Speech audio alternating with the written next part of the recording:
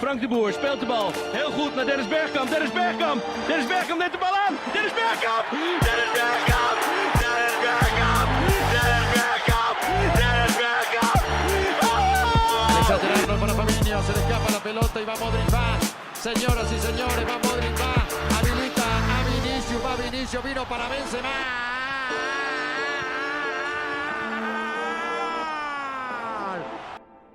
Camarades, confrères, bonsoir, c'est parti pour ce dernier épisode de la saison 1 du Ventre Mou. Juste avant d'aller prendre nos vacances, on vous salue bien, je suis avec Aurélien, comment ça va Aurélien ? Ça va, des vacances bien méritées. Pour toi qui n'as rien branlé cette année, et moi non plus. On se retrouve donc pour un dernier épisode où on va pouvoir parler de l'Euro. On va faire un petit bilan rapidement à froid, on a déjà beaucoup parlé de l'équipe de France la semaine dernière. On parlera également de l'actualité footballistique en général et notamment du mercato qui a ouvert ses portes il y a quelques semaines et qui est enfin en train de se décanter dans un contexte de droit télé très particulier en France. Mais il y a déjà eu quelques mouvements et donc ce sera l'occasion de les commenter. Est-ce que tu as quelque chose à nous rajouter dans le programme Aurélien ? Non, tout me va. Très bien, et bien écoutez, c'est parti pour ce dernier épisode de la saison. Nul, Germain. Nul, sale nul, espèce de maïs. Alors la semaine dernière, on a déjà eu l'occasion de revenir longuement sur l'équipe de France, donc ce ne sera pas le sujet d'aujourd'hui. La semaine dernière, on était avant la finale qui a donc opposé l'Espagne à l'Angleterre ce dimanche et qui a vu le couronnement de l'Espagne. Bon déjà, je pense que tu seras d'accord avec moi, c'est le football qui a gagné, même si c'est pas forcément une expression toujours très adéquate. Pour le coup, c'était largement mérité pour les Espagnols. Oui, c'est eux qui devaient gagner sur cet Euro très faible en termes de niveau. C'est la seule qui a bien joué. Donc, Du premier match au dernier, on avait regardé Espagne-Croatie en ouverture. C'est vrai qu'il faut toujours se méfier après les premiers matchs de poule parce que, par exemple, si tu prends l'Espagne en 2010, si je dis pas de bêtises, ils perdent contre la Suisse en ouverture. C'est pas pour autant derrière qu'ils n'ont pas été brillants. Mais ce qui est certain, c'est que voilà, c'est la première fois depuis qu'on a l'Euro à 24. Bon, vous allez me dire c'est récent, c'était à 8 ans, mais même globalement, depuis l'Euro 84 où la France avait fait 5 victoires en 5 matchs, que le champion remporte l'intégralité de ses matchs, même pas un match nul. Qui plus est face à l'Angleterre qui n'a pas eu un parcours de ouf et qui n'a pas été brillante, c'est une belle récompense pour cette équipe d'Espagne qui a montré que justement le collectif était plus fort que les individualités. Je pense que c'est ça qu'il faut retenir aussi de cette victoire. Et que l'Angleterre a des gros problèmes et que avec la génération encore plus talentueuse que précédente, là depuis 2 ans, on a des énormes joueurs qui explosent. Et qu'on a potentiellement une des équipes les plus talentueuses du monde d'ici 1 ou 2 ans, qu'il va falloir en faire quelque chose et ça commence par un coaching. Ouais, le départ de Southgate, pour le coup, c'est une bonne nouvelle, je pense, voilà. pour les Anglais. Ce qui est assez dingue, c'est qu'il part à nouveau sur une finale, comme quoi avoir des bons résultats, c'est bien, mais être en finale n'est pas gagné, n'est-ce pas Didier Deschamps ? C'est pas le moment de revenir là-dessus, mais on dit oui, d'accord, mais Didier Deschamps il gagne. Didier Deschamps il a gagné qu'une fois en 12 ans, mine de rien, et puis ça commence à remonter maintenant, c'était il y a 6 ans. Donc je pense aussi que ce départ de Southgate est une bonne nouvelle pour l'Angleterre. Après, par exemple, vis-à-vis d'Harry Kane et la fameuse malédiction, moi ça commence vraiment à me mettre mal à l'aise personnellement. Ça me fait plus de la peine qu'autre chose. Parce que, il passe complètement à travers sa finale, mais il le sort après une heure de jeu. Voilà, mais globalement, c'est un joueur méritant. Je pense que c'est plus des concours de circonstances qu'une malédiction, parce qu'en l'occurrence, elle touche que lui. Donc, elle pèse pas tant mentalement que ça sur l'équipe d'Angleterre. Ils étaient pas en mode on va le faire pour Harry Kane. Enfin, ils l'ont peut-être dit, mais c'était pas le cœur du truc. Donc, voilà, il est au Bayern. Je pense quand même que l'année prochaine, il va en gagner un. Mais ouais, assez mal à l'aise vis-à-vis d'Harry Kane. Et en revanche, voilà, fantastique cette équipe d'Espagne. Toi déjà, quels seraient pour toi les meilleurs joueurs de l'équipe d'Espagne sur la compétition ? Parce que c'est super dur, il y en a beaucoup qui ressortent. Un des plus évidents, c'est Rodri. C'est aussi les 2 jeunes, Nico et Lamine. Et après, quand même, il y a un joueur au début de la saison, au début de la compétition, nous on l'appelait le PNJ, et le joueur IA, mais c'est Unai Simons, qui a quand même fait qui aurait pu concourir pour le meilleur gardien. Ouais, clairement. Après, moi, perso, c'est pas forcément cela que je retiens. Enfin, évidemment, Nico Williams, il fait une très grande finale. Lamine Yamal, il fait un très grand Euro. Après, je vois des gens qui commencent à parler de Lamine Yamal Ballon d'Or cette année. On se calme. Non. Le Barça n'a rien fait. Il arrive en cours de saison. Carvaral, hein, bien Doucement. sûr. Mais non, mais moi, c'est le milieu de terrain. Certes, Rodri, on va en reparler juste après pour un petit peu un autre sujet. Mais Fabien Ruiz, c'est pas du tout le même mec qu'au PSG. Hein, souviens-toi quand on était allé voir Lyon-PSG l'année dernière. Il avait été bon, mais il était à des années-lumière de ce qu'il a montré sur cet Euro. Et puis Dani Olmo, qui rentre en quart de finale après 10 minutes suite à la blessure de Pedri, et qu'on n'a jamais vu à un tel niveau. C'est franchement trop fort. C'est le genre de mecs qui ont vraiment surperformé, je trouve. Alors, Dani Olmo, c'est surperformé par rapport à ce qu'il a fait avant. Je dis pas surperformé par rapport à sa véritable valeur, parce qu'on va voir ce qu'il nous fait dans les prochaines années. Mais exceptionnel. Exceptionnel. Mais il y en a d'autres qui ont surperformé. Cucurella, il a surperformé, par exemple. Même Laporte. Ouais, même Laporte, plus solide qu'à l'accoutumée. Oui. Et du coup, justement, je disais Rodri, quid du Ballon d'Or. Alors, le Ballon d'Or, on n'est pas fan ici au ventre mou, vous le savez, ceux qui nous écoutaient régulièrement. Mais qu'est-ce qu'on en pense ? Est-ce qu'il est un véritable candidat sérieux pour le Ballon d'Or ? Je dis pas seulement, toi, qu'est-ce que tu voudrais ? Enfin, les deux, c'est une double question. Est-ce que tu voudrais qu'il soit un candidat sérieux ? Genre, en tant que votant, tu pourrais être amené à voter pour lui.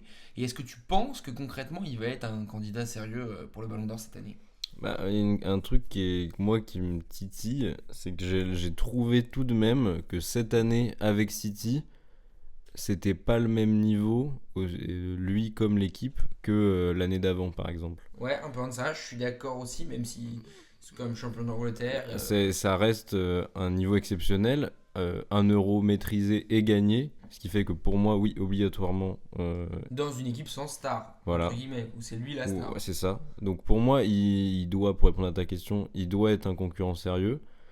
Est-ce qu'il va l'être ? Et je pense que c'est important aussi, parce qu'un ballon d'or, c'est sur une année, de prendre en compte aussi une année légèrement moins bonne que celle d'avant, où pour moi, limite, il aurait pu l'avoir, ce ballon d'or. Mais... En fait, moi je dirais ce qui est très particulier, c'est que après la finale de Ligue des Champions, il était promis à Vinicius.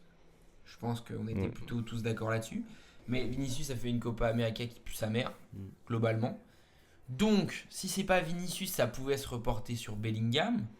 Mais le fait qu'il perde en finale et qu'il n'ait pas fait un très grand Euro, ça rebat à nouveau les cartes. Et il y a Rodri qui sort un peu du bois et qui, lui, pour le coup, c'est assez dingue de dire ça, va bénéficier d'une certaine culture de l'instant, à mon avis. Je dis pas qu'il va le gagner, mais le fait que l'Euro soit après la Ligue des Champions, ça fait qu'au moment des votes, même si c'est des journalistes footballistiques, donc ils ont une certaine perspective, ils vont réfléchir à leur vote, c'est pas moi ou toi sur Twitter qui allons voter.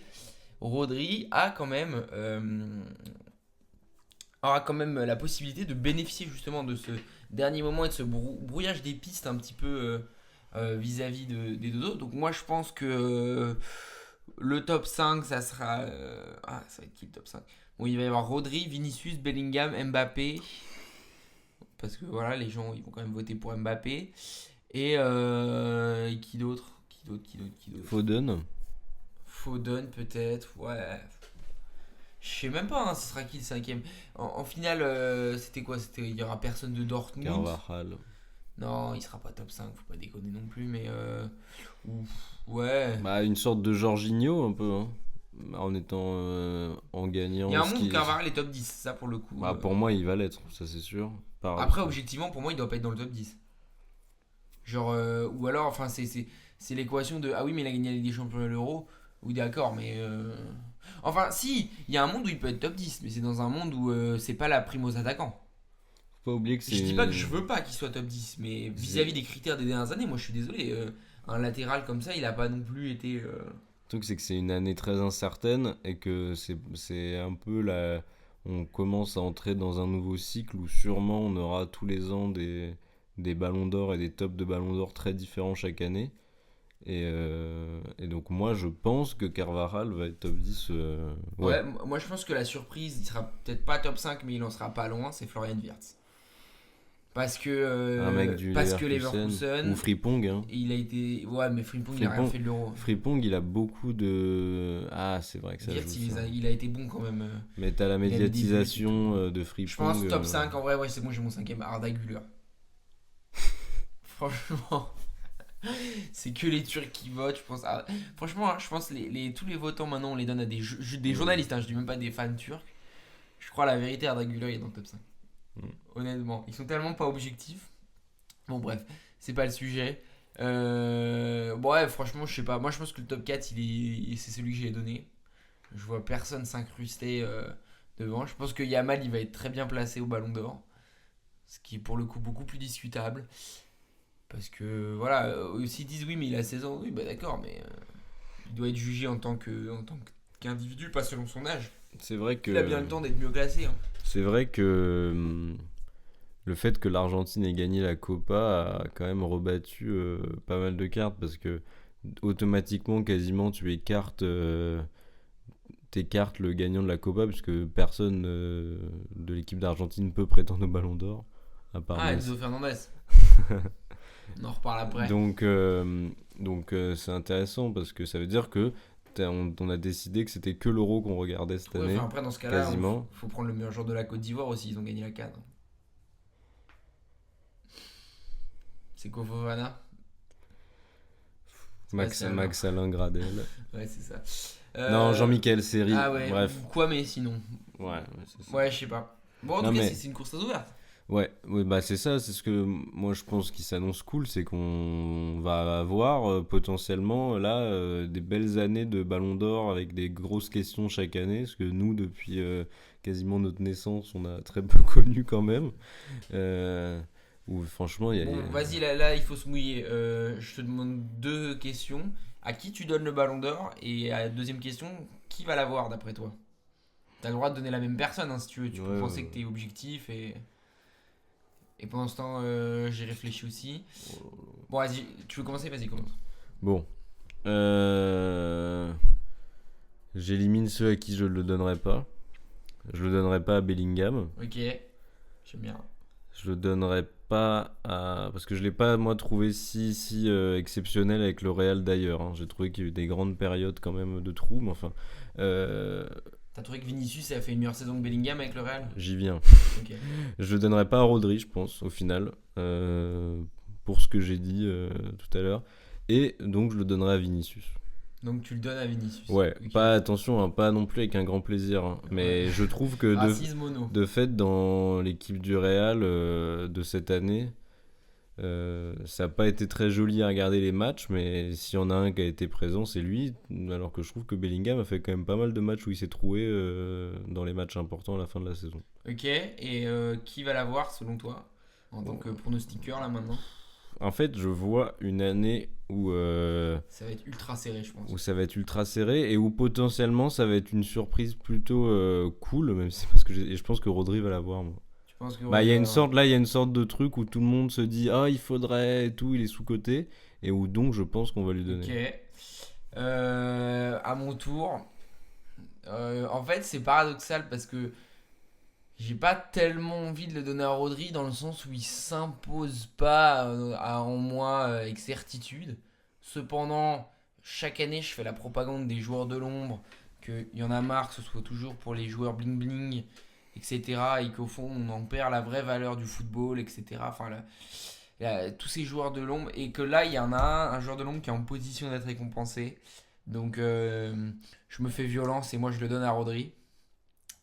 Toi, tu disais que tu le donnais à Vini et que pour toi, c'est Rodri qui allait l'avoir. Moi, je le donne à Rodri et je pense que c'est Vini qui va l'avoir. Très bien. Ok. Voilà, parce que je pense que une fois que l'Euro sera un peu digéré pour tout le monde, les votants, c'est en septembre, si je dis pas de bêtises. On va avoir eu le temps. Après, il y a la casette pour les JO en vrai. Hein. Saison de fou malade avec Lyon.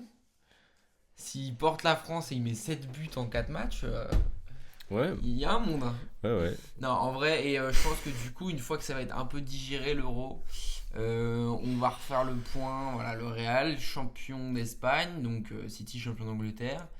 Je parle dans le principe où c'est pas Bellingham. Après, ça se trouve, ça sera Bellingham. Hein. Non, bah, Et ensuite, Ligue des Champions, Vinicius c'était mieux que Rodri. En compétition internationale, Rodri c'était mieux que Vinicius. Je pense que. Après, il y a c'est une dinguerie hein, ce que je vais dire. Vinicius, il y a le racisme qui peut jouer.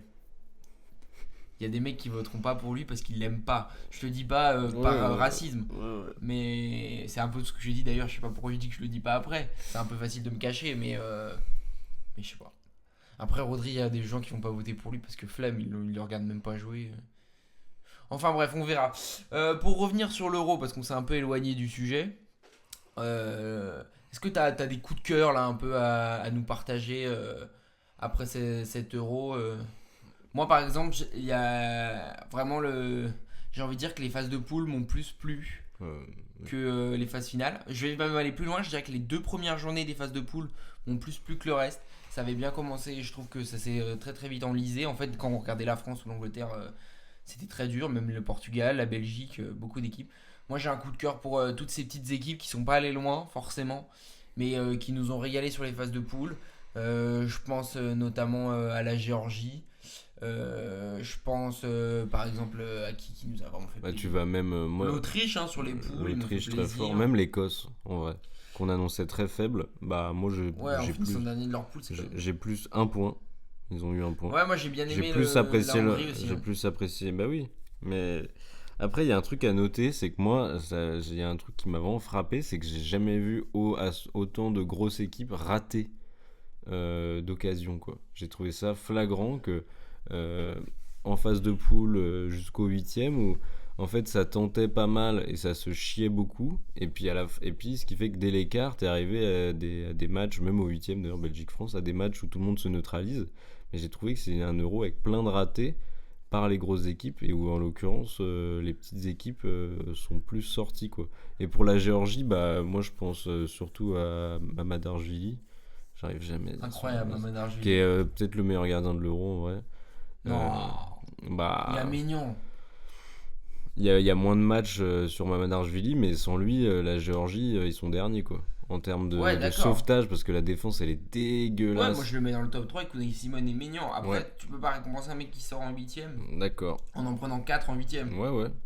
Je l'entends, mais ça c'est évident, mais c'est ça qui est C'est fou. pas sa faute, mais il paye d'être dans une petite nation. Dans un truc où la défense est une des pires sûrement de l'Euro, arriver à sortir cette équipe-là des poules, c'est un exploit, et je pense que bon, après avoir Et d'ailleurs, une équipe qu'on n'a pas citée parce qu'on est gentil de citer l'Écosse ou la Hongrie qui sont sortis en poule, la Roumanie, masterclass de la Roumanie aussi. ouais. J'étais bien déçu qu'ils sortent contre les Pays-Bas. Après, voilà, il y avait plus fort qu'eux en face. Mais ouais, des petites équipes. Après la Roumanie par exemple, tu te dis donc là on y est, là on a vu l'espoir à 2 doigts de passer, et en fait qu'est-ce que tu peux faire pour continuer ce projet là, quoi. Moi j'avoue que la Roumanie contrairement à la Géorgie, j'ai l'impression qu'ils sont quand même un peu dans le mur là, quand tu vois Ok. que la plupart des joueurs sont déjà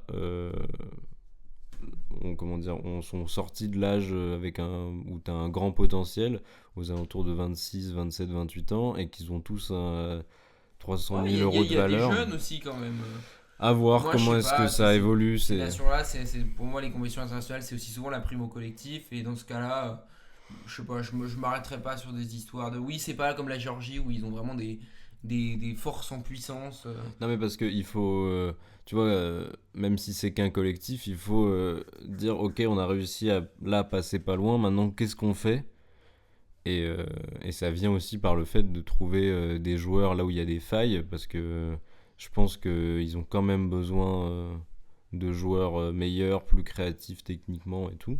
Ou alors solidifier ce collectif. Et ça c'est pareil, c'est pas faire de cet euro-là Ouais, mais un regarde, hasard. par exemple, tu prends Denis Mann qui s'est vraiment révélé sur cet Euro. Il est jeune, il jouait en 2ème division italienne, ils viennent de monter, si je dis pas de bêtises. Il était pisté par des clubs. Alors, je peux le dire des clubs intermédiaires, hein, parce que notamment Lyon. Donc, comme quoi, c'est pas péjoratif dans ma bouche, étant donné que c'est quand même mon club. Même si je crois qu'il viendra pas à Lyon finalement. Je sais pas, je me dis, oui, c'est sûr que leur gardien, là, avec sa tête de Golemont, là, il est plutôt jeune, Stanchu est plutôt jeune, etc. Mais t'as des joueurs jeunes aussi, t'as Hadji, je sais pas, je suis peut-être pas aussi pessimiste que toi. Je moi. parle pas de trouver des cracks, hein. C'est juste être capable de faire de ces résultats encourageants un truc dans la continuité. Oui. En trouvant aussi des joueurs piliers dans l'effectif, tu vois. Oui, c'est clair. Des leaders sur qui s'appuyer, sur qui Voilà, construire. qui sont pas forcément des sortes de cracks ailiers super rapides et tout. On n'a pas besoin de ça du tout, forcément. Mais trouver un effectif solide et une direction en fait. Le truc c'est que t'as l'impression que souvent les équipes comme la Roumanie, les petites équipes, peuvent pas se permettre d'aller de dire ok on est là, maintenant on va aller plus haut la prochaine fois, tu On vois. est là. Voilà.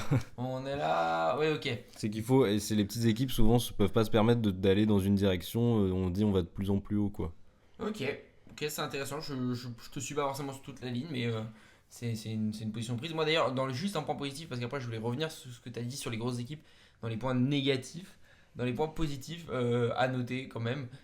Le public, les stades ont été vraiment pleins. Il y a eu une bête fête populaire, il n'y a pas eu d'embrouille. Il y a eu une bagarre entre la Turquie et la Géorgie, mais ça encore c'était marrant. Non, franchement, j'ai trouvé par rapport par exemple à la Coupe du Monde du Qatar, où dans le jeu c'était beaucoup mieux, mais dans tout ce qui était extra sportif c'était beaucoup moins bien. Là ça c'était bien, ça a été bien organisé, ça a été un vrai plaisir je trouve de ce point de vue là. Et puis l'Allemagne géographiquement c'est pas mal pour un euro quoi en l'occurrence, parce Ouais. que c'est plutôt bien au milieu quoi. Ouais, moi j'étais un peu déçu que l'Allemagne n'aille pas plus loin. Non pas que la preuve, c'est eux qui ont fait le plus de mal à l'Espagne, hein. Non pas parce que je les critique sportivement, mais j'aurais juste bien aimé voir l'aventure se poursuivre entre Ils ont les pas jeunes si mal joueurs joué, et hein. les mecs qui faisaient leur dernière compétition, hein, les Müller, les Kroos, etc. Donc voilà, et parmi les points négatifs en revanche, on en revient à un débat de fond qu'on a eu plusieurs fois au cours de l'année. J'ai trouvé que les grosses équipes, donc tous les gros joueurs dans les gros clubs, étaient cramés en fait. Ils étaient cramés et d'où le niveau de jeu. Je pense pas que ce soit uniquement dû à des plans de jeu trop défensifs. Bah de Southgate Foden, ou hein. Deschamps, mais- Foden c'est un énorme Ouais, exemple. Ouais, Foden, mais Mbappé, Bellingham. Ouais, alors Mbappé, bon, on va pas en reparler. Mais, Ouais, enfin, mais- moi, il est dans cette mais- lignée-là. mais Bellingham aussi. hein. Mbappé, enfin Foden, Bellingham, pour moi, ça crève l'écran, quoi. C'est que et en plus Foden, il a vraiment rien réussi à Mais montrer, même De quoi. Bruyne, mais, hein, franchement. mais alors ouais, le truc c'est qu'avec De Bruyne, qui est triste, c'est qu'il a toujours eu aussi parce que peut-être il joue beaucoup trop, il a toujours beaucoup trop joué, mais il a toujours un peu sous-performé avec la Belgique quand même. Sauf en 2018. Oui, mais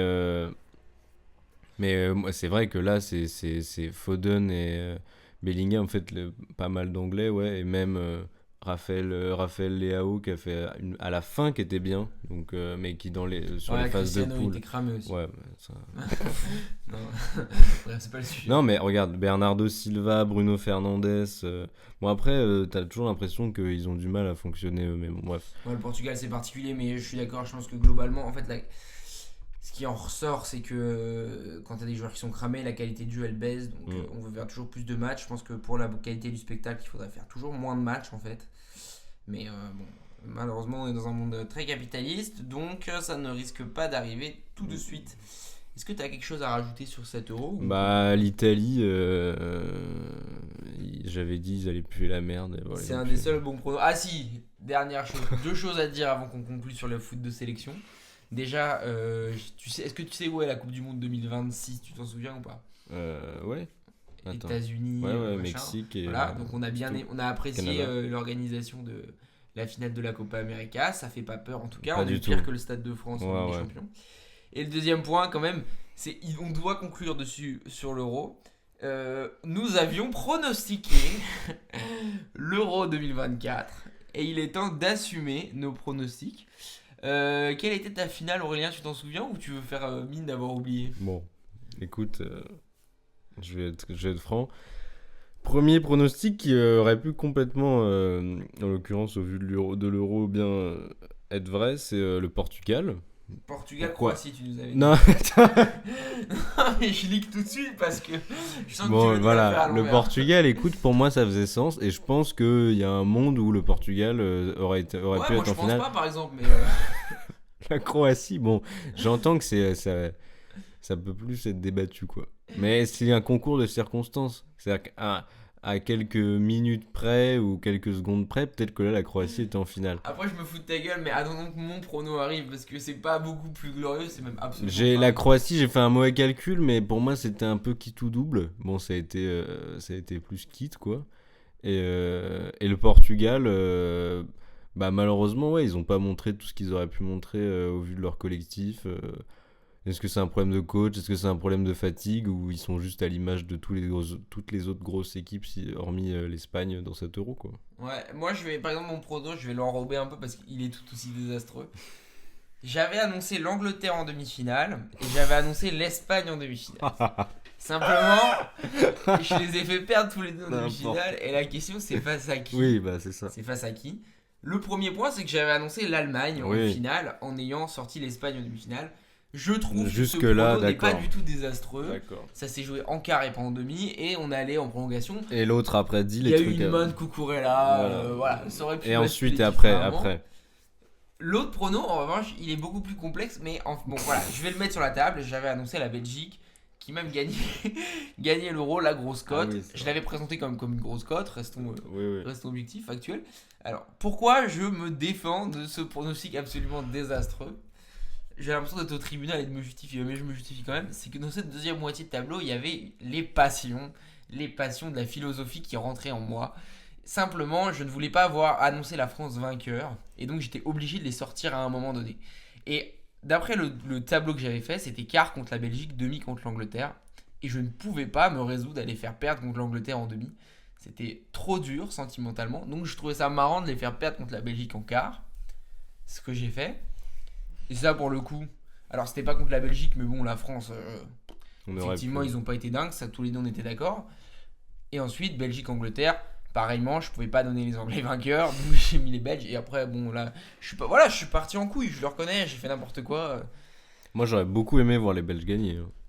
Après, ce qu'on peut dire quand même, mais bon, c'est que la conclusion des pronos est désastreuse de la part du ventre mou. Mais le tableau dans sa globalité, il y avait quand même des takes assez. Je dirais que le chemin de réflexion était très bon, quoi. Voilà. Après fin... c'est facile de nous justifier alors que ça nous arrange tous les deux de dire ça et qu'il n'y a aucune contradiction face à nous là à l'instant T. Mais on avait dit que l'Italie allait flop. Voilà.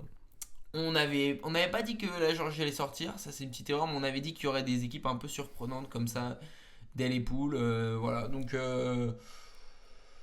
on n'a pas été bon, mais on sera. On avait dit que l'Écosse allait être dernière. À la rentrée, on va vous faire les pronos de la saison 2025 avec l'annonce de Angers champion de France. Restez branchés, on arrive très très fort. Voilà donc pour cette preview de l'Euro. On passe donc à la rubrique Mercato. On va donc conclure ce dernier épisode de la saison 1 du Ventre Mou, l'épisode 18, si je dis pas de bêtises. On aura quand même été relativement productif pour des chômeurs, pardon. Et donc, on va parler un petit peu Mercato qui s'est ouvert. Je vais te parler de transfert ou de potentiel transfert et tu me dis directement si ça t'intéresse ou si ça t'intéresse pas. Si ça t'intéresse, on en parle. Si ça t'intéresse pas, on n'en parle pas. Premier transfert, on va tout de suite rentrer dans le problématique parce que ici on aime le buzz. Est-ce que le transfert de Mason Greenwood à l'OM t'intéresse? Oui. Ouais, moi aussi. Alors donc Mason Greenwood qui a signé hier à Marseille jusqu'en 2028 si je ne m'abuse, en provenance donc de Manchester United, lui qui était prêté à Retafe après sa suspension due à des raisons judiciaires. Quel est ton avis par rapport à ce transfert, aussi bien sportivement que politiquement? Bah, il y a un gros problème, c'est qu'il va pour moi être super fort, quoi. Ok, ça peut s'entendre. Je suis pas convaincu, mais. C'est que pour moi, au vu du talent qu'il a et du fait qu'il n'y a aucun monde où normalement, à ce moment-là dans sa carrière, il se retrouve à l'Olympique de Marseille, si ça n'avait pas été un horrible gars, et qu'il sort d'une bonne saison en plus, pour moi, il va être très fort, et c'est là que ça va poser beaucoup de questions du côté des supporters de l'Olympique de Marseille. Nous on s'en bat les couilles, c'est pas nous qui l'avons recruté, c'est pas nous qui devons oui, mais porter. À partir du moment où on commente, moi je suis désolé, on s'en oui. pas. Non mais c'est pas, moi ce que je veux dire c'est que nous on n'est pas censé avoir la culpabilité d'avoir ce genre de mec dans notre effectif. Part de responsabilité donc dans cette, les supporters de l'OM l'ont en tout cas plus que nous, donc c'est lui qui vont crier Greenwood allez, ce qui sera voilà, pas notre cas. donc et comme je pars du fait qu'il va être très fort, ça va leur poser problème sûrement d'un point de vue éthique, parce que bon, ils vont pas, il y en a beaucoup qui vont sûrement arrêter de le huer quand il va mettre 30 buts. Après, est-ce que il mettra pas 30 buts. Je te le dis, non, mais oui, pour moi, il peut être très bon, mais parce qu'il a pas perdu son niveau, ça c'est sûr. Après, est-ce que ça me pose problème? Oui. Est-ce qu'on aurait moi, jamais je suis Marseille, dû... je le signe pas. Évidemment, mais d'ailleurs, en plus, on a beau dire, honnêtement, la communauté marseillaise avait l'air de plutôt s'y opposer, hein, Ça dépend. quoi qu'on dise. Je tire la sonnette d'alarme, ça dépend. Bah, Ça dépend qui, hein. Oui, non, mais évidemment. Mais dans les faits, moi, je trouve que j'étais même plutôt agréablement surpris parce que j'ai trouvé qu'une majorité des gens qu'on voyait, en tout cas, communiquer dessus, étaient plutôt contre. Après, évidemment qu'il y a des gens qui vont être pour. Je veux dire, il y a tellement de supporters que, évidemment, qu'il y a des gens plus ou moins bien. En l'occurrence, j'ai trouvé que les supporters marseillais ont plutôt bien réagi, moi, et que toute communauté sportive de cette importance compte des gens un peu chelous aussi, quoi. Alors après, il y a l'argument de dire il a été condamné par la justice. Enfin, condamné non, parce qu'il y a eu un arrangement financier, mais bref. La justice a tranché. Tout le monde a le droit à une deuxième chance. C'est pas parce que. Enfin, je veux dire, dans ce cas-là, il a plus le droit de jouer au foot, c'est ça que vous dites. À partir du moment où la FIFA estime qu'il a le droit de jouer au foot et qu'il n'est pas banni à vie, il a le droit d'avoir un club. Et donc, voilà, entre guillemets, ça tombe sur nous. C'est un argument, il peut s'entendre. En revanche, on touche à la question des valeurs, pour le coup.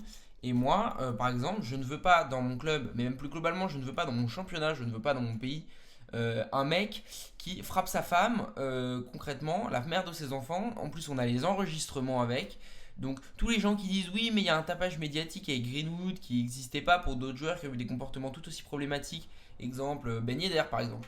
Bah, c'est pas parce que les autres, ils n'ont pas eu autant de tapage médiatique qu'ils auraient dû que celui-là, il est injuste. Celui-là, il est juste. Il n'y aura jamais trop de tapage médiatique pour un mec qui frappe sa femme. Moi, je suis désolé. Dans un club en plus qui est un peu. Moi, je sais, je suis supporter de l'Olympique Lyonnais, ça me fait mal au cul de dire ça, mais il y a un club qui est fortement facho sur les bords dans une partie des supporters. Je dis pas le club en tant que tel. Marseille, au contraire, ça se veut un public antiraciste qui lutte contre la violence. Enfin, bon. C'est un peu bizarre ce que je dis étant donné qu'on parle quand même des supporters de l'OM qui sont parfois dans des mauvais coups, mais c'est quand même, j'ai envie de dire, un public plus progressiste que certains autres publics en France. Là, tu prends Mason Greenwood, donc qui a été reconnu, on a les preuves vidéo, etc., de lui qui tabasse littéralement la mère de ses enfants, qui disent oui, ça s'est réglé, maintenant on a une fille, tout va bien dans le meilleur des mondes, on est passé à autre chose, etc. C'est très bien, mais moi, je veux pas encourager ce mec, je veux pas avoir à le voir, donc. Voilà. Après, c'est un choix qui est fait par l'OM. S'il joue, il faudra bien commenter ses performances sportives. Mais moi, je suis désolé. Tout ce que j'ai à dire aujourd'hui, mon petit coup de gueule, c'est de dire oui, mais la justice, elle a déjà tranché. Je m'en fous. La justice, elle fait ce qu'elle veut. Moi, je fais ce que je veux. C'est par rapport à mes valeurs. Ça me dérange à titre personnel. Comme ça me dérange qu'un mec comme Ben Yedder, il joue en France. Si effectivement, il frappe ou il viole ou il agresse, quoi qu'il fasse, à partir du moment où ça sort de mon champ de valeurs, ça me dérange et je suis désolé. Greenwood, s'il en prend plus que les autres, et bah écoute, c'est très bien, c'est les autres qui en prennent pas assez, c'est pas lui qui en prend trop. Bah, de toute façon, c'est toujours pareil quand l'idée d'avoir payé sa dette à la société. Le cul, ouais, il a payé, ouais, la femme, ouais. Et évidemment, quand on parle de revenir dans la vie civile, etc., mais en l'occurrence, la question, c'est comme avec les politiciens, elle est différente quand on parle d'un métier dans lequel la symbolique et la représentation est très importante. En l'occurrence, si tu lui donnes le numéro 10, il y a des enfants. Ça veut dire les enfants, ils vont acheter le maillot Greenwood numéro 10. Ça va être ça, le joueur à qui ils vont s'identifier. Moi, ça me pose problème, ouais. Et c'est pour ça que aussi, t'as plein de supporters de l'OM même qui s'opposent évidemment à ça, parce que tu représentes quelque chose et tu es un symbole quand tu es un joueur de foot ou en tout cas une personnalité qui est chargée de représenter d'autres personnes. Voilà donc pour Mason Greenwood. Alors le deuxième transfert, tu me dis si ça t'intéresse ou si ça t'intéresse pas, c'est l'arrivée de Georges Mikotadze à l'OL. Est-ce que tu as envie d'en parler ou pas ? Ouais. Moi aussi, bien sûr que j'ai envie d'en parler. Georges Mikotadze qui a signé à Lyon jusqu'en 2028 pour 18 millions d'euros hors bonus et sur un pourcentage à la revente potentiellement pour Metz à hauteur de 15%. C'est le gros coup, je pense, pour l'instant de ce début de mercato en Ligue 1 parce qu'il était quasiment signé à Monaco. C'était une très belle opération pour le deuxième du dernier exercice. Et Lyon qui vient l'arracher au dernier moment de façon assez rocambolesque. Lui qui, on le rappelle, a été formé à Lyon et a quitté le club à 15 ans. Alors, est-ce que tu penses qu'il y a une réelle plus-value déjà ? Comment tu vois ce transfert de Mikotadze ? Bah, déjà, il arrive différemment que s'il était arrivé il y a un an. Ouais, clairement. avec pas la même notoriété, pas la même valeur et aussi potentiellement, on espère, pas le même niveau. C'est-à-dire que moi, j'ai encore peut-être un peu des doutes sur sa capacité à surperformer en Ligue 1, mais j'espère et je pense qu'il y a des grandes chances qu'il soit vraiment devenu meilleur. Et, et que dans ce cas-là, à voir aussi comment ça marche avec Pierre Sage, on a quand même l'impression que maintenant une arrivée d'un joueur à l'OL est plus comment dire, rassurante que si ça était arrivé en cours de la saison dernière. Donc moi j'espère beaucoup que ça va marcher, je pense que ça peut marcher, à voir comment ça va fonctionner et comment est-ce que ça va être mis en place par Pierre Sage avec Lacazette notamment. Et moi j'y crois, mais j'espère aussi surtout qu'il aura vraiment évolué en termes de niveau pour l'année prochaine.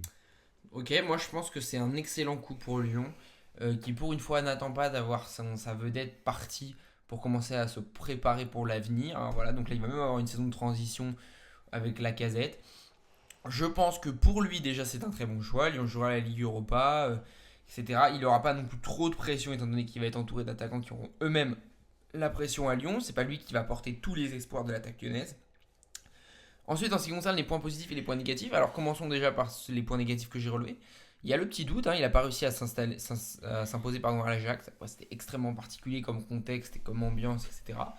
Et le deuxième point négatif, c'est que jusqu'à présent, il a toujours été très bon dans des contextes où il était un attaquant vraiment d'espace, où il pouvait se le permettre. Par exemple, quand tu vois avec Metz, qui notamment joue beaucoup en contre-attaque, mais c'est aussi valable avec la Géorgie. Là, il va se retrouver dans d'autres schémas tactiques à voir comment il va s'adapter. C'est les tout. J'ai que ça comme point négatif pour l'instant, donc quand même, parce que le prix, autant Lyon a surpayé des mecs comme Niakate, Mangala, etc. Autant là, franchement, je trouve pas du tout que ça soit surpayé. Et dans tous les points positifs, le premier, très important dans notre foot moderne, c'est quelque chose qui est de plus en plus rare, il a l'amour du maillot, il a choisi le club parce qu'il l'aime. Il l'a dit, moi je suis lyonnais, quand Lyon ils m'ont proposé, me parlait plus d'autres clubs, moi je voulais juste venir à Lyon, il n'y a que ça qui m'intéresse, voilà. Ça c'est fantastique d'avoir un joueur qui vraiment est attaché au club, qui aime le club, le blason, etc. Donc ça c'est vraiment très positif. C'est quand même le meilleur buteur de l'Euro, certes à égalité avec beaucoup d'autres joueurs et entre guillemets il n'a mis que 3 buts, mais donc 2 sur penalty, mais tu recrutes quand même le meilleur buteur de l'Euro. Il avait fait et en fait c'est ce que tu disais, il y a un an tu le recrutes, c'est pas pareil, il y a un an tu recrutes potentiellement le meilleur buteur de Ligue 2. Là maintenant tu recrutes un mec qui est titulaire, attaquant de pointe, dans une sélection qui a surpris à l'Euro, qui a été auteur de 13 buts en 19 matchs en Ligue 1, qui a maintenant une certaine expérience, un certain bagage technique. Je vois vraiment beaucoup de positifs et je suis très très hypé. Voilà, je peux le révéler, si tout se passe bien, je serai à Lyon pour Lyon-Monaco, le premier match à domicile de la saison. Lacazette reviendra des JO, donc il jouera peut-être pas. Moi je suis très très hypé, j'ai vraiment envie de voir ce que ça va donner. Et qui sort en plus d'une bonne dernière saison en Ligue 1, mais d'une bonne fin de saison en Ligue 1. C'est qu'il a surtout été très très fort à la fin, donc normalement il est encore actuellement dans sa phase de forme qui a commencé il y a quelques mois, quoi. Mais écoute, je suis tout à fait d'accord. Troisième transfert. Le transfert de Martin Terrier à Leverkusen, est-ce que tu as envie d'en parler ou pas ? Ouais, allez. Allez, vite fait. Martin Terrier qui a signé à Leverkusen, donc qui jouera la Ligue des Champions avec le tenant du titre en championnat d'Allemagne. Moi, j'ai pas grand-chose à dire. Simplement que je me permets, je commence. C'est une belle consécration pour lui qui aura eu une carrière assez particulière dans le chemin. Lille, Strasbourg, Lyon, Rennes et qui s'est gravement blessé et qui revient et qui signe à Leverkusen. Alors, faut pas s'attendre non plus à ce que ce soit la tête d'affiche de l'attaque. Là-bas, mais c'est une belle chose, un bel accomplissement pour un mec vraiment exemplaire tout au long de sa carrière. Bah, ce qui est drôle, c'est qu'en fait, en allant à Leverkusen, d'une certaine manière, il va dans un club qui est un peu ce que Rennes aurait aimé être avant que Terrier se blesse. Je sais pas si tu vois ce que je veux dire. Quand il est à Rennes, juste avant qu'il se blesse, Rennes a plein d'ambition. Et en énorme montée de puissance, lui est exceptionnel, on parle quand même de le sélectionner en équipe de France et tout. Il aurait d'ailleurs dû l'être sûrement en 2022. Puis il se blesse, et durant sa blessure et même à son retour, Rennes retombe vraiment énormément. Je trouve qu'on n'a pas assez parlé à quel point le projet stagne et baisse. Et en allant à Leverkusen, en fait, c'est comme si il retournait dans un projet comme il reprenait la course comme dans laquelle était Rennes avant sa c'est blessure, ça, mais il se en, relance. en x10 en plus, parce que faut pas déconner non plus, je dis pas que Leverkusen et Rennes sont les mêmes, Leverkusen c'est Rennes en plus, donc il est en Ouais. Ligue des Champions, en plus pas en tant que favori, mais en tout cas avec des belles ambitions, aussi en championnat, donc pour moi c'est super, et j'espère on n'oubliera pas, enfin qu'il perdra pas non plus trop avec ses années de blessure, parce qu'il lui en reste quand même pas mal, il a quoi, 27-28 ans. Ouais, un truc comme J'espère ça. qu'il en fera bon usage, quoi, parce que c'est vrai que c'est dommage d'avoir perdu plus d'un an de carrière. Après, moi, je regrette quand même qu'un joueur comme ça quitte la Ligue 1, dans un contexte où Oui, on est en train de s'appauvrir, mais bonne continuation à lui, entre guillemets, j'ai envie de dire. Bonne continuation, c'est un peu fort dans le sens où on va continuer à le suivre. Mais ouais, un beau transfert pour lui. Le 4e transfert, tu me dis, est-ce que ça t'intéresse ou est-ce que ça t'intéresse pas? C'est Lenny Yoro qui signe à Manchester United. je veux bien en parler vite fait, bah, j'ai très peur, moi. Ah, toi, t'as très peur? Donc, tu penses que Parce que dans le je groupe United. doute pas de son niveau, mais Moi, je doute de son niveau.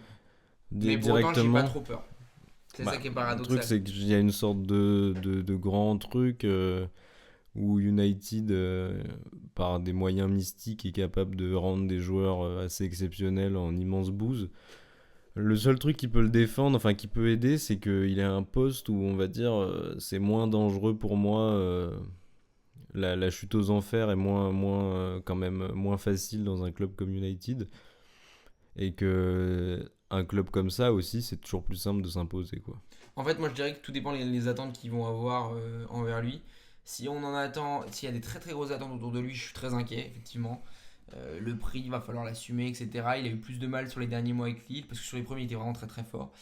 Si les attentes sont quand même relativement modérées, au contraire, je suis plutôt confiant.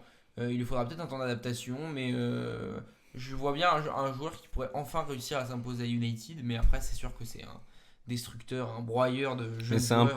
un poste où, comme je leur dis, mais où c'est plus simple de s'imposer quand même, je trouve, que si t'es Là, milieu de United, terrain il y a ou un attaquant creux, United. Varane qui part Voilà. en plus.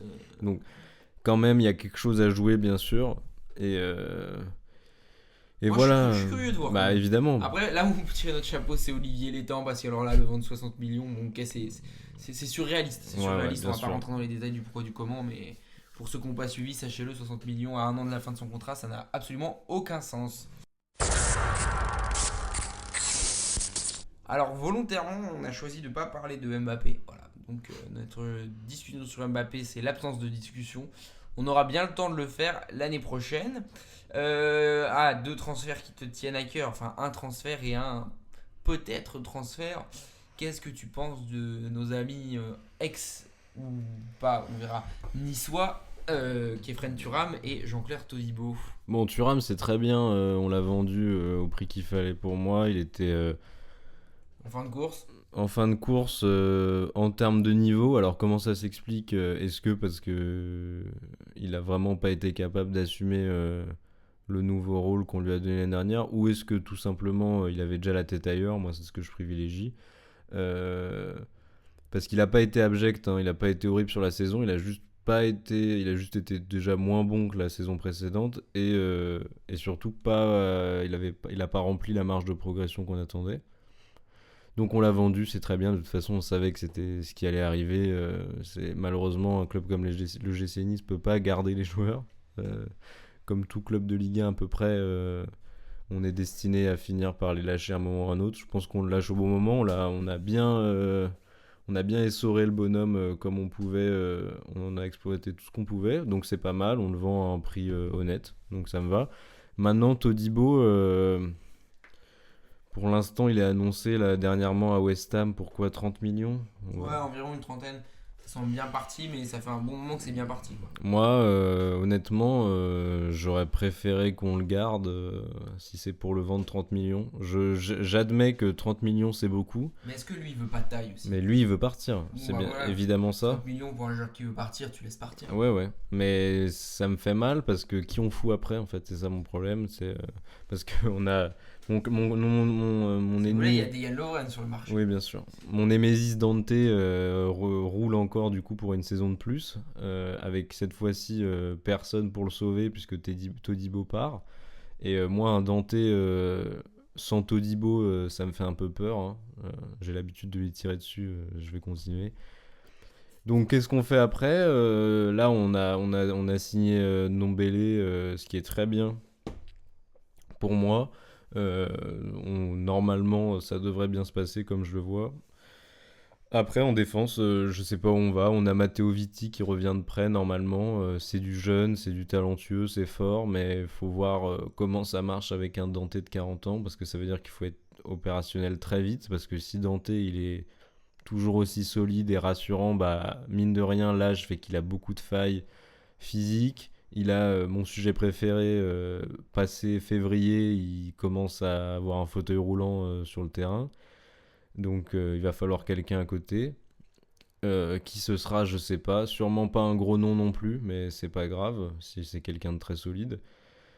On va dire qu'on s'en sort comme on l'avait annoncé, avec pas mal de thunes et un avenir à reconstruire, parce qu'on perd quand même nos deux joueurs, je pense, les plus connus de l'effectif. Dante. Il a gagné avec des champions avec le Bayern. Oui, c'est vrai.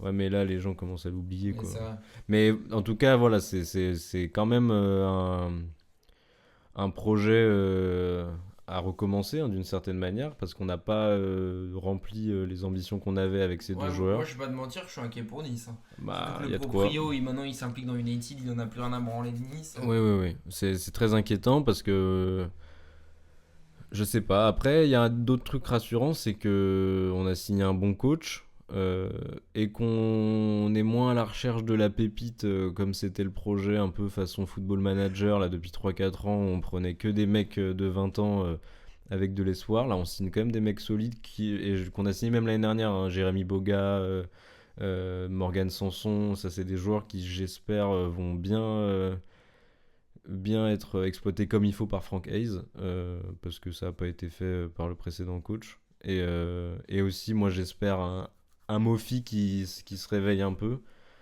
et Melvin Barr qui continue son ascension, Boulka qui continue, donc il y a quand même, on n'est pas non plus à la dérive, mais c'est vrai qu'il va falloir se réinventer complètement, et c'est aussi pour ça qu'on a un nouveau coach, quoi. Ouais, bah écoute, c'est quand même plein de promesses, ou en tout cas d'interrogations pour l'année prochaine. Pour conclure sur les transferts, je te cite 2-3 transferts qui ont eu lieu, ou en tout cas à faire mercato. Tu me coupes si jamais ça t'intéresse. Moi, j'ai pas prévu de développer là-dessus. Saint-Maxima à Fenerbahçe après un an en Arabie Saoudite. Et on nous avait pourtant dit que l'Arabie Saoudite serait la plus grande ligue de football, voilà. Donc même les joueurs prometteurs qui, en tout cas, qui réussissaient en Europe veulent déjà revenir. Donc bon. Voilà. Ah, dans le sens inverse, on a Pierre-Emerick Aubameyang qui part. Bah lui, il va prendre son gros chèque. Voilà, c'est ça. Alors, voilà, donc qu'ils arrêtent de nous dire que l'Arabie Saoudite est la ligue du futur, c'est et ça restera sûrement la ligue des gens de plus de 33 ans. Très bien. Serhou Guirassy à Dortmund. Je n'ai pas prévu de le commenter. Non, bon, c'était attendu. Et Adrien Rabiot, on a appris hier, qui est donc libre de tout contrat, qui ne prolongera pas la Juventus parce qu'il demandait le brassard et le plus haut salaire du vestiaire, ce qui lui a été refusé. On verra où il va atterrir. Donc c'est Milan ou Madrid, c'est ça que j'ai vu. Moi, je t'avoue, je sais pas, je suis pas au courant des rumeurs. Voilà. Bien écoutez, on conclut donc. C'était l'épisode 18, encore une fois, si je ne me trompe pas. Le dernier de cette saison du Ventre Mou. Écoutez, ça a été un plaisir de faire ça toute l'année. On revient l'année prochaine très très fort avec des concepts sûrement encore meilleurs, parce que oui, on a le droit de progresser nous aussi. Et des petits invités, des petits Cassim. Ouais, pourquoi pas. Écoutez, ce sera avec plaisir. On remercie tous ceux qui nous ont écoutés au long de cette saison, que ce soit un épisode ou tous, hein, peu importe.